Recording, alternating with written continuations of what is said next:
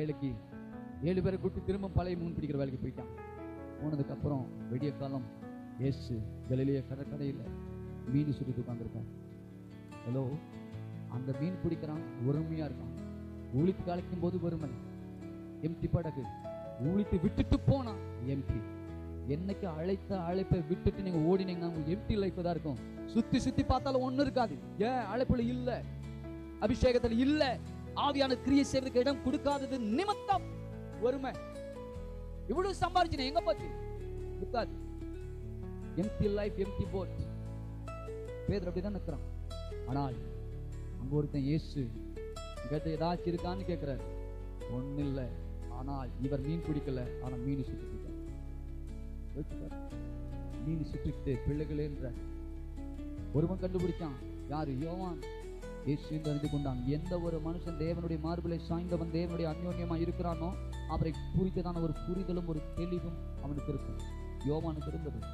இயேசு என்று அறிந்து கொண்ட உடனே இயேசுன்னு நான் பாருங்க, அடுத்த செகண்ட் பேதுரு தன் அங்கி எடுத்து போட்டுக்கிட்டு இயேசு கிட்ட ஒடியாந்தான். அப்படியே சரண்டர் ஆயிட்டான். சரண்டர் அப்பதான் கேட்கிறாரு, 20 கடைசி அது யோவான்னு சொல்றாரு, பேதுருவே என்ன நேசிக்கிறியாரா? நேசிக்கிறியாரா கேட்கிறாரு. நேசிக்கிறேன். இப்ப திரும்பவும் அவர் சொல்றாரு, யாருக்கு குட்டி உண்மையில்தான். திரும்பவும் கேட்கிறார் 2வது முறை, பேதுருவே என்ன நேசிக்கிறியாரா?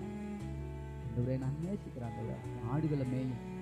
இப்ப 3வது தடவை கேட்கிறாரு, பேதுரு இவங்களை விட என்ன நீ அதிகமா நேசிக்கிறியா? அழுதுட்டான், உள்ள தெரியுது. அப்ப சொல்ற, ஆண்டவரே இறுதி உனக்கு தெரியும், என் சிந்தை எனக்கு தெரியும். இப்ப நான் சொல்லித்தான் உனக்கு தெரியணுமா? எல்லாத்தையும் தெரியணும் ஆண்டவரே, இதாங்க உண்மையான சிறந்த. எல்லாத்தையும் நான் சொல்லி தெரியணும்னு தான் உனக்கு தெரியும். நீ தெரியும், நான் மறுதளிச்சதும் தெரியும், இன்னைக்கு உன்னை விட்டுட்டு ஓடுனதும் தெரியும், பழைய வேலைக்கு போனதும் தெரியும், இன்னைக்கு உங்க பாதத்துல வந்து உட்காந்து நான் பேசிட்டு எந்த மனநிலை இருக்கிறதுங்கிறதும் உங்களுக்கு தெரியும். நான் சொல்லித்தான் தெரியணுமா? அதுக்கப்புறம் அவர் பார்த்த ஒரு வார்த்தை பேசல. பேதுருவே, நீ உன் கையில கொடுக்க, இனி சபைக்கு நீ உன் கையில சபை கட்டு, அத்தமாக்களை கொண்டு வச்சு வாழ்க்கையை மாறிடுச்சு. ஏன் 3 தடவை? ஏன் 3 தடவை கேட்டாரு? 3 தடவை மறுதளிச்சுங்க. எப்போ? போய் சாவல் கூவுகிற நேரத்துல. இப்போ ஒவ்வொரு முறையும் சாவல் கூவும் போதெல்லாம் இவன் மைண்டுக்குள்ள என்ன நினைப்பு வரும்? மறுதளிச்சு நினைப்பு தான் வரும்.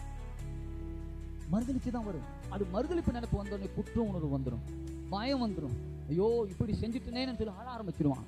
இப்போ அதே சாவல் கூவுற நேரத்துல தான் கத்து சொல்றாரு, மீண்டும் அவனுக்கு அதிகாரத்தை கொடுத்து சபையை நீ மெய்ப்பைன்னு சொல்லி கொடுத்தாரு. இப்போ அதே சாவ கூவுற நேரத்துல தான் 3 தடவை கேட்டு, இப்போ உன்னை மறுதளிச்சது ஞாபகம் வராது, திரும்பவும் தன் ஸ்தானத்துல கொண்டு நிறுத்தி வைத்தது தான் உனக்கு ஞாபகம் வரணும்னு சொல்லி தான் 3 தடவை கேட்டார்.